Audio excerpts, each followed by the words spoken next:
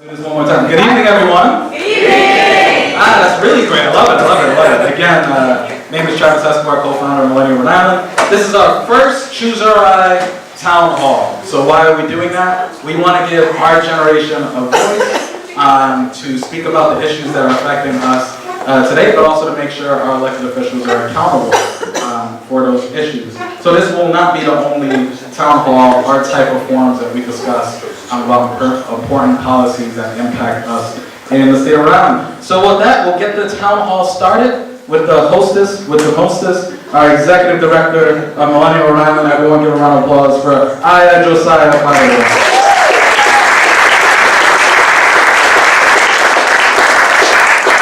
Very proud hostess, indeed, and I just want to definitely thank Governor Raimondo for doing this with us. I know you have a very busy schedule as an employee of yours, I have to say. I know you run a tight ship, and the fact that you're able to make this out means a lot to us. So we will not waste your time, and we'll try to do our best to make the most out of the time we have here. So first I wanted to thank everyone who's come here, all of you who participated on the Eventbrite. We had 251 responses to what issues mattered. So yes, that's a lot. For all those who say millennials don't care about the issues, you know, here we have evidence here. And I'm just going to go ahead and give an overview of just the issues that we're going to focus on based off the responses. So of the 251, the largest proportion of folks who participated said that the most important issues to millennials right now in Rhode Island is the economy. And the second most important issue to millennials is homeownership, and the last being education. And there were very specific questions folks answered as to what in particular they had. They wanted to discuss about these issues, but we're going to do our best to try and cover, use a broad brush, and still get into the detail of each of these components. So we can start with the economy.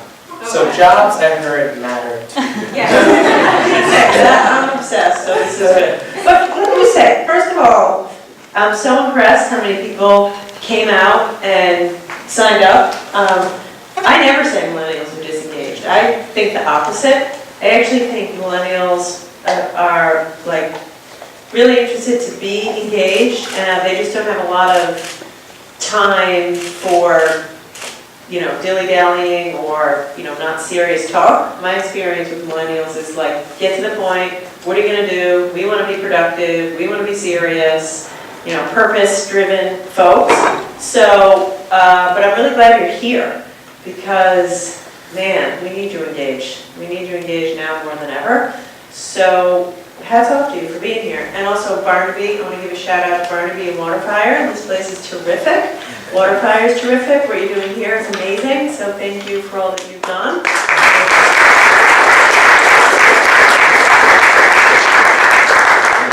And thank you for inviting me. Yeah, the economy is the most important thing. I know a handful of you guys. I know some of you run businesses, or you're entrepreneurs, or you're working in businesses. So yes. Fire away. Yes. So you know, to the point about these jobs that are important to us and important to you and the administration. I think one thing that a lot of millennials feel is that a big part of what we want to do as Millennial RI as well is address the issue of after graduating from college, especially here in Rhode Island, those of us who went to school here in Rhode Island, the choices between Boston, between New York, between California, depending on a lot of our industries, there's real opportunities. And in Rhode Island, a small state, you know, very, in some circles, you know, an old boys club where it's kind of hard to get into industries as a fresh out of college graduate who, you know, doesn't have the 5 years of experience you're looking for. So how do you see Rhode Island addressing that issue and reversing the brain drain and really showing students as they're in college that this is a place where you should strongly consider in comparison to the other options? Yeah. How many people have had that experience? It's interesting, you were all nodding when you said that. So first thing I would say is I want you to stay here. So I'm glad you're here, and you should get your friends to stay here. I know there's are we trying to get him here? Oh, I'm here. Okay, okay. So there is an alert, Boston. I get that, but you know, $2,000 a month will buy you a postage-sized stamp studio in Boston, Brighton. So it's expensive in Boston too. If you stay here and get a good job, you can live affordably. And I think Providence has actually so much to offer. It's an edgier city, it's rich with culture, and you can get involved in our community and have a real impact, even early in your career, in a way that's just much harder in a bigger city. So don't discount all that. And I urge you to get involved. You know, like as governor, one of the things I do is I put people on boards, the RIPTA board, the Rhode Island Housing Board. Sign up for some of that stuff. You know, give my office if you have any time, because who needs the RIPTA bus to work better? You guys, everybody. It should not take an hour to get from Pawtucket to Providence by RIPTA. Who needs more affordable housing? You guys. So get involved with Rhode Island Housing. That is one of the great things about Rhode Island. You can get involved in your community, which provides meaning. And then, of course, I think Rhode Island has everything. Beaches, food, you know, good schools, the whole thing. A big deal, how many people here have student loans? Yeah, everyone, a lot of you guys. I won't out anyone, but I had I had like $65,000 in loans. My husband had a similar amount. We got married with over $100,000 of debt hanging over our head. And then you try to buy a house, it's really hard. So a lot of what I'm trying to do is focus on making it easier to buy a home. We have a program through Rhode Island Housing where we do loan forgiveness. I don't know if you guys know about it, check it out if you don't. If you're a recent college graduate and you want to buy a house, Rhode Island Housing has a special program where they help you pay your mortgage. We have a Wavemaker fellowship, which I know a couple of you are familiar with.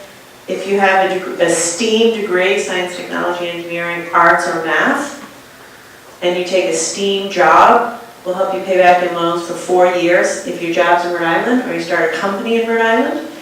So, and then the biggest thing I can do is just help create more jobs that you want to have.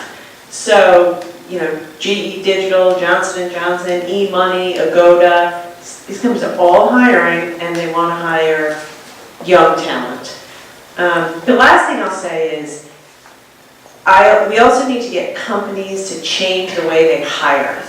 And I spend a lot of time working with companies around this, and I have a few people here from the Department of Labor and Training. Here's the thing, every company who I talk to, every one of them, complains that they can't find talent. All of them are struggling to hire. I talk to people and they say, well, I can't get a job because I can't check the boxes. 5 years of experience, a college degree, this, that, and the other. Here's the thing. When a company is looking for someone, it's almost never the case that the person doing that job has those qualifications. It's true. So you say to the company, well, why do you ask for that then? And they all kind of use the same recruiting software and they check the boxes. So they're frustrated they can't hire. You're frustrated because you don't check the box. So we have a lot of initiatives through the Department of Labor and Training to get companies to search differently to give young people a chance. Or, I'll tell you the other thing, 4-year college degree. You do not need a 4-year college degree to be a totally awesome software developer. Most companies, and by fill in the blank, I said software developer, it could be a million other things. Most companies still search for a 4-year degree.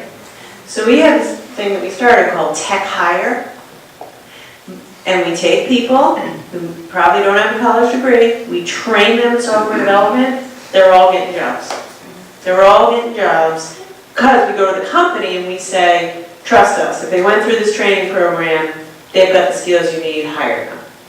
So, you know, there's no one thing, we could talk all night, but this is a problem in America, but we're doing what we can. You've actually done an amazing job at checking off a lot of the boxes of the questions folks have. Hey, let's just have a drink. You must do this a lot. So I do have another question that is job and economy related. So you work and your staff and DLT work there with Millette, and we at the Real Job Team have a lot of millennials actually around. What are your thoughts on the millennials who work with you, and what do you feel like they are bringing to the table as employees? There's so many of them here, I was gonna try to make a joke, but I won't. I think they're great. As the older I get, the more I wanna work with younger people to make me feel young, and also keep my finger on the pulse and have fresh ideas. And I told you what I think. First of all, millennials are millions of people, you can't generalize. My experience of millennials is they're pretty serious people who, they're serious, want to do a good job, get down to business, like all about substance. And I think that's a good thing. So I love to hire young people. Also, look, I'm on a mission. You mentioned the Old Boy Network. Clearly I don't fall into that. So I'm on a mission to disrupt that a little bit and disrupt it in state government.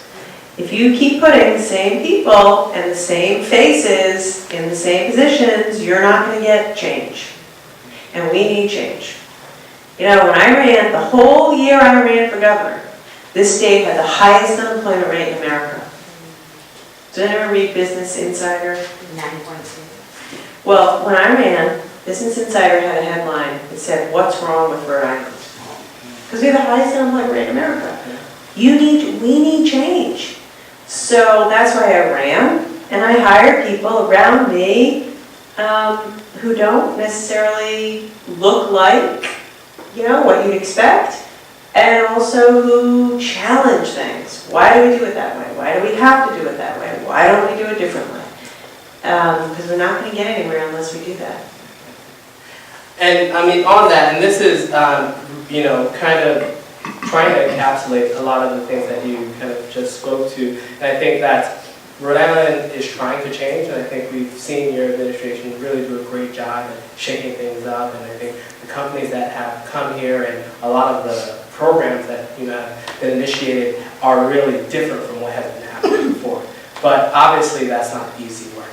And as a lot of young people who are coming with this perspective of folks that want to change things up and coming up against a lot of barriers, particularly as a non-Rhode Islander, in a place that wants to stay very Rhode Island. What is your advice to folks that are trying to kind of change things up within their own industry or within the state of Rhode Island in general?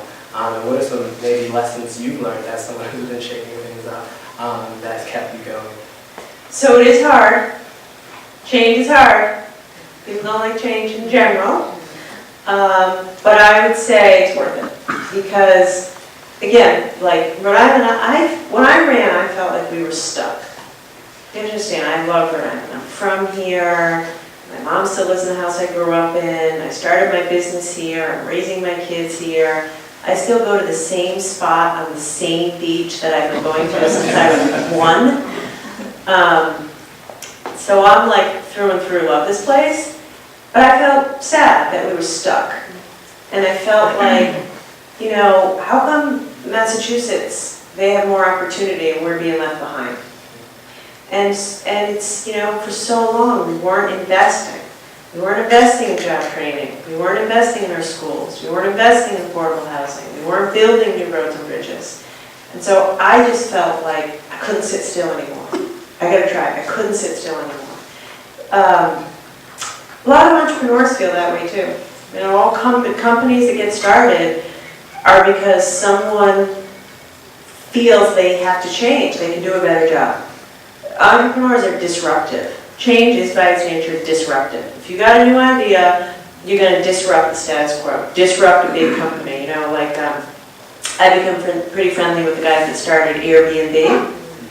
They both went to RISD, so I'm always on them to move jobs to Rhode Island. It's part of my mission. But they're hugely disrupting the hotel industry. Uber, hugely disrupting the taxi cab industry. And that, by the way, change is hard. So for me, I think you have to know why you're doing it. I think disruption for disruption's sake is not a good thing, and people get hurt. But for me, I just was tired of seeing Rhode Island get left behind. Tired of losing jewelry manufacturing businesses and not backfilling them with new businesses. So I think if you know why you're moving for the change, it'll get you through the ups and the downs. You know, yeah. You know, the thing that I've done that was super controversial was when I led the pension reform effort. And that was very controversial and it impacted people's lives. But I would go to, I'll never forget, I went to like a little event in East Providence, and I met a little girl, and I had thousands of meetings like this. She was a little kid, and it was back to school season, and I said, "Oh, are you excited to go back to school?" And she's like, "No, not really." And I thought, oh, just like my kids, no one wants to go to school. I said, "How come?" And she said, "Well, because I really, really wanted to play soccer in middle school, and my town just cut middle school sports in public schools." And a lot of that was because their pension was taking up a lot of the money. So stories like that motivated me to fix the problem. By the way, they've now reinstated school sports in East Providence. So if you keep the faces of people in front of you that you're trying to help, it keeps you going. But it ain't easy. Well, that's great inspiration. Is us in Millennial Rhode Island. I mean, where we were 3 years ago, where we are now. I think where we want to go. A lot of it, we're watching you, and we're very inspired by a lot of the efforts that you've really been persistent about. So, how many of you guys are from Rhode Island? Wow. And how many of you moved here? We're called anchors, by the way. I like that. So, I don't know, what do you think? Tell me, what's it like to be a millennial in Providence? That's actually a perfect segue into the question and answer portion. So we can actually just open it up to folks who... You can ask me whatever you want. I'll answer anything you want. But actually, I'm just going to give this out to...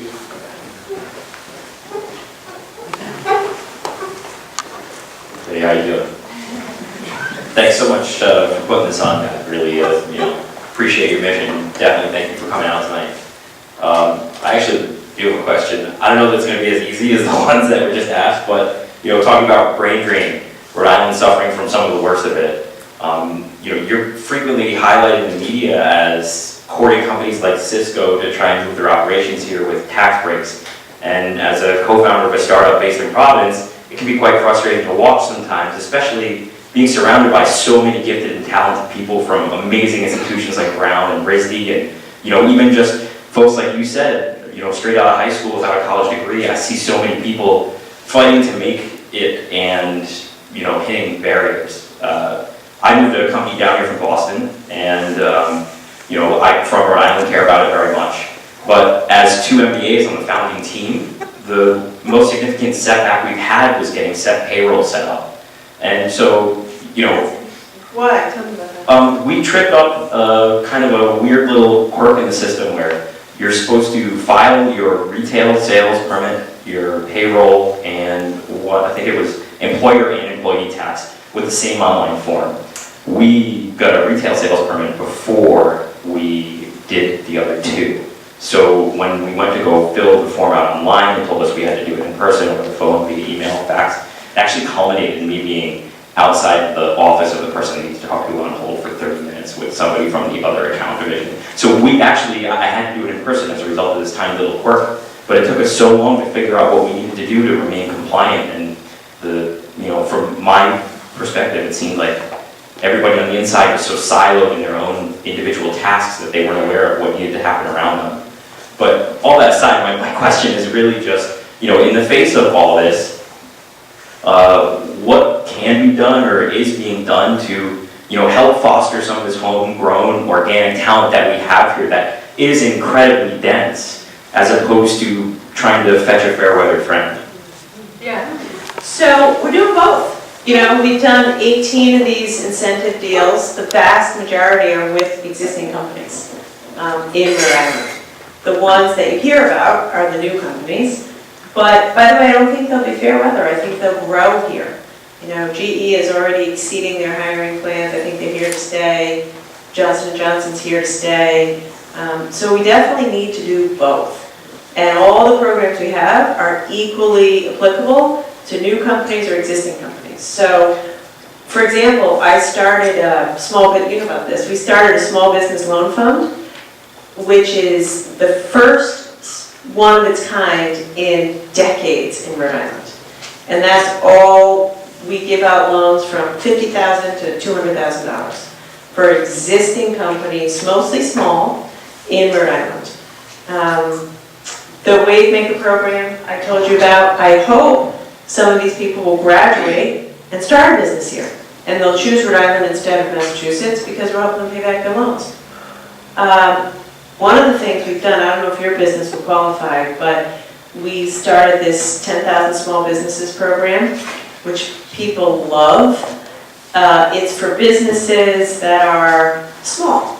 I think you have to be, it's under 100 employees, but more than $100,000 of revenue, ish. And it's Goldman Sachs runs the program. They made a $10 million investment in Rhode Island. That's all for the kind of companies you're talking about. No big company. That is specifically, and though, by the way, I've met with people that own these businesses. They're awesome people. A lot of them are young too. A lot of them are millennials.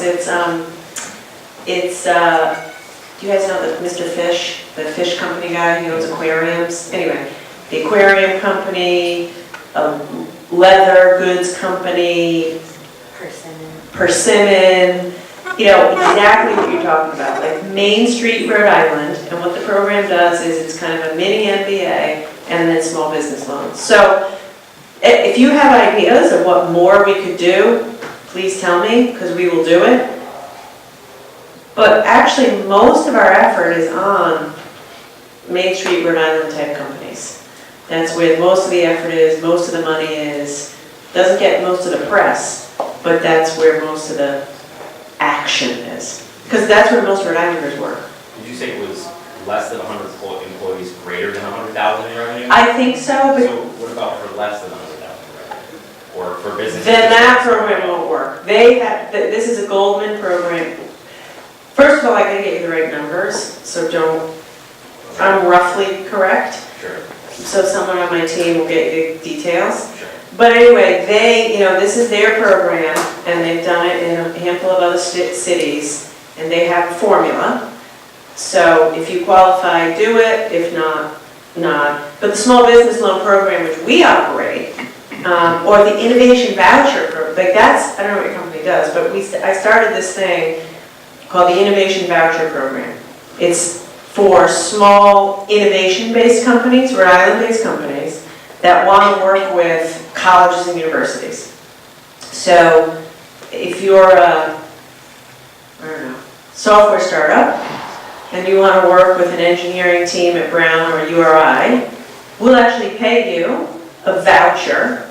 Most of them are $50,000, most of them are small, and you take that and you claim it at URI or Brown or wherever, and you get the research of that team for your company.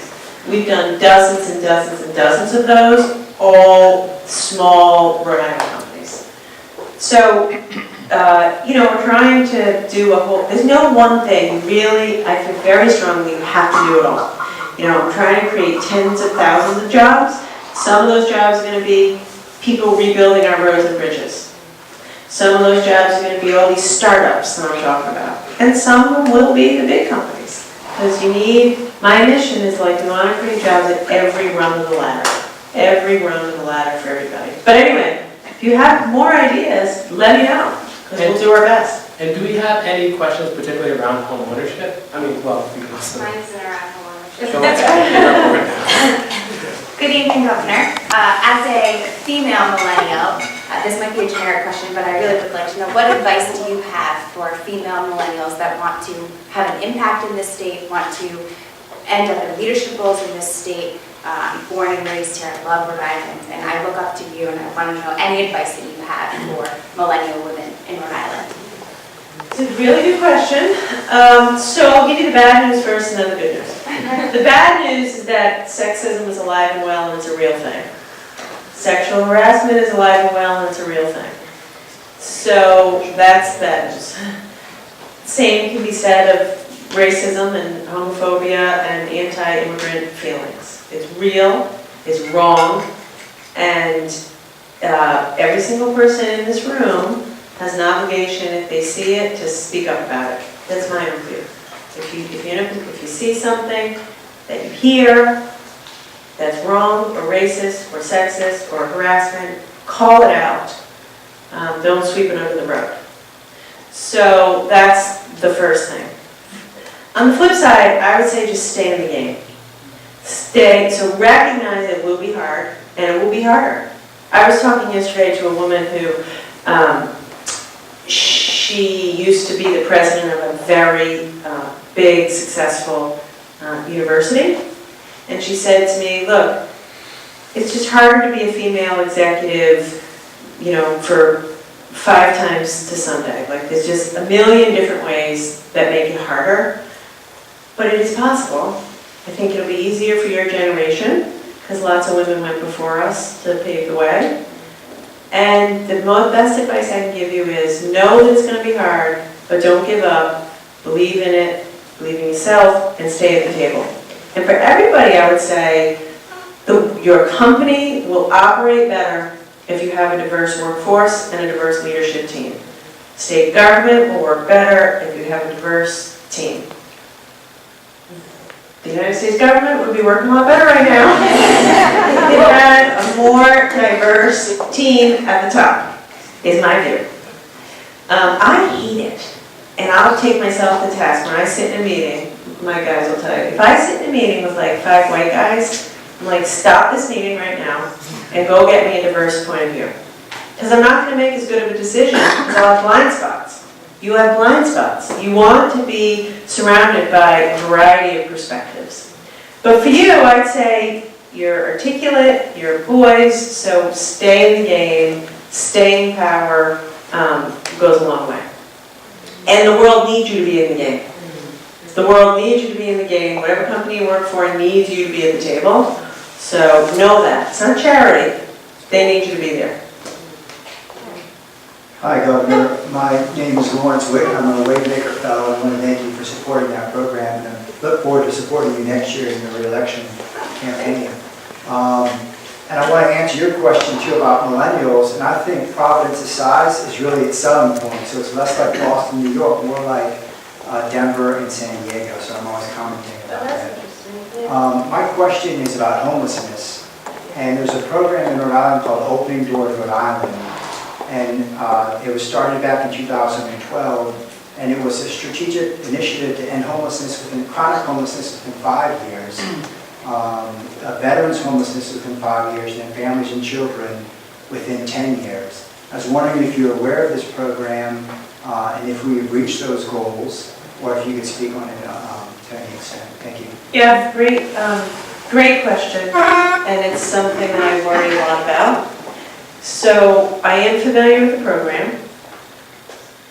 The good news here is that Rhode Island ranked very well in America for having relatively few street homeless people. One person is too many. This is something I care a lot about. For many, many years I was on the board of Crossroads. I gave up that position when I got into public life. I started a women's shelter at Crossroads. I've been pretty involved with the issue. So anyway, I think we're in like the bottom 5 states in America, which is a good place. Seattle has a huge problem with homelessness. You know, a lot of these places, they boom quickly and push out all affordable housing, and then they have a big street homelessness problem. We haven't had that, thank God. We've done especially well with stamping out veterans homelessness. And I'm really proud of that work, because man, no vet deserves to be homeless, period, no way. There's a lot more work to do though on the 10-year goal of getting rid of homelessness. And the fact of the matter is that I think there's really only one solution, which is affordable housing. We don't have enough affordable housing. So, since I've been governor, I've supported 2 bonds to build affordable housing, and I think we need more. I don't know what you guys say, but there's just not enough affordable housing. So the short answer is, we're doing pretty well, especially well with vets, but we can do a lot more. And we just have to build homes. We need to build affordable housing and supportive affordable housing for people that have, a lot of different issues. Well, definitely thank you for the questions, and we want to thank you for, taking the time out again. I know you have to. He's 60. No, but we do want to, if you can hang around. If you can hang around, we want the opportunity for folks to come talk. I don't know what you're. Absolutely. I think this is fun. I appreciate you coming out. Just stay engaged and get engaged. Let me ask you one question, and then I'll end and we'll stick around. One of the things I'm always trying to figure out is how to engage people. So I'll meet you tonight. A handful of you will give me good ideas. I'll do my best to take action on those ideas. But how do we stay in touch? How do I educate, engage, inform, listen to everyday Rhode Islanders on an everyday basis? Do you have any thoughts on that? Yeah. So, I think we are definitely known for our social media presence. I think that's a real aspect of our generation, not stereotyping, but I think that's a real aspect of how we engage with our world. I think that when we think about the crazy headlines that what's happening in DC and all that, a lot of our experience with that is through our social media. And I think that that's a real opportunity. And I think if you want to be present to us, seeing you on our newsfeed is a big part of that. And not just seeing you on our newsfeed from your own content, but from ours, right? Someone that I know and trust is putting out a podcast where they're talking to the governor. Someone who I know and trust is hosting their event, and they've posted a 10-second Instagram video where I'm like, oh, you're talking to the governor there? And, it's a light thing, but taking the selfie is not, for the sake of a selfie, but it's saying that you're there. You're there and you're present, and they're there with you, and they're able to show, and they're proud to kind of put it out there on their social media. And I think that that's a big thing that we as millennials have to figure out how we utilize it in a productive way, in a way to actually effectuate change. We're working on that, but I think that in the meantime, meeting us there, I think is an important place of, kind of showing what we do and what we care about. Okay. I don't have a podcast. I don't know if there's someone here who does a podcast. And now's a great time if you did have a podcast to invite her. Okay, no one has a podcast. We need more podcasts. I take a ton of selfies, and that's a really good point, actually. No, it shows what you said. I mean, that is true. I think you're right. People, it's hard to know who to trust. Yeah. And so you trust your friends. You trust your friends, you trust people in your network. And so I think that's really smart. But a lot of the things, we were just talking before we left the office, one of my big initiatives for next year is going to be school construction. So, I don't know if you guys have kids, or you're gonna maybe at some point. And the majority of schools in Rhode Island, public schools, K through 12, the majority of schools were built in the 50s and 60s, which means they're all falling apart. Something like 2/3 of high schools don't have science labs. Because you didn't need them when they were built. So nowadays, I do have kids. You think about your life, all these schools were built pre-computers, pre-science labs, pre-internet, pre-Wi-Fi, pre-collaborative workspaces. And we need these schools to pump out kids for the next generation. By the way, a lot of schools are not safe, warm, and dry. Basic, safe, warm, and dry. So anyway, this will be expensive. You can't build schools without money. And I'm trying to figure out a way to have a statewide conversation around this. It's our money, it's not my money, it's our money. And this is a once in a generation investment. We're gonna do this once in a generation. And so we have to get it right. So literally, before I came here, I was talking to Gabe and some of my team. I'm like, how can I use social media to engage people? First of all, get the facts out so people know, and then solicit ideas. So it's something I think a lot about, and we'll love to keep talking to you about it. Well, we're, again, honored to have you here. Honored to have you here, and incredibly grateful. You did a great job. Thank you, Patty.